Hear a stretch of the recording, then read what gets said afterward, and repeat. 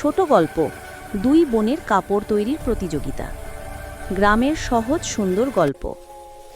এক ছিল সবুজে ঘেরা এক শান্ত গ্রাম। সেই গ্রামে থাকত দুই বোন, সিরি আর মিনি।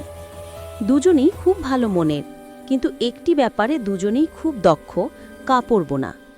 তাদের মা ছোটবেলায় শেখানো হয়েছিল কিভাবে তুলা কেটে সুতো বানিয়ে রং করে সুন্দর কাপড় তৈরি করতে হয়।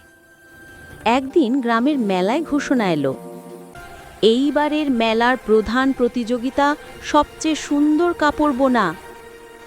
গ্রামের সবাই উচ্ছ্বাসে ভরে গেল। সিরি আর মিনি দুই বোনও অংশ নিল। সিরি খুব শান্ত স্বভাবের, সে প্রকৃতি ভালোবাসে, তাই সে নরম তুলা নিয়ে বুনে ফেলল পাতা ও ফুলের নকশায় ভরা একটি সবুজ ও গোলাপি জামদানি কাপড়। কাপড়টা দেখে মনে হতো যেন বসন্তের বাগান। মিনি আবার রাত্রের আকাশ ভালোবাসে, সে রং করল গাঢ় নীল সুতো, তারপর বুনল তারা ভরা রাতের আকাশের মতো ঝিলমিল করা এক দারুণ কাপড়। কাপড়টিতে ছোট ছোট সোনালি তারার নকশা ঝলমল করছিল। দুই বোনের কাপড় সাজিয়ে রাখা হলো। গ্রামের সবাই দেখতে ভিড় করল। কেউ বলল, সিরির কাপড় তো ফুলের বাগান। আবার কেউ বলল, মিনির কাপড় দেখি যেন রাতের আকাশ।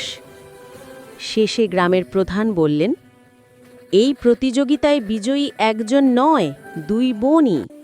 কারণ তাদের কাপড় আলাদা আলাদা, কিন্তু দুটোই সমান সুন্দর। দুই বোন একে অপরকে জড়িয়ে ধরল। তারা বুঝল, প্রতিযোগিতা মানে হেরে বা জিতে যাওয়া না, বরং নিজের সেরাটা দেওয়া এবং পরের কাজকে সম্মান করা। সেদিন থেকে গ্রামের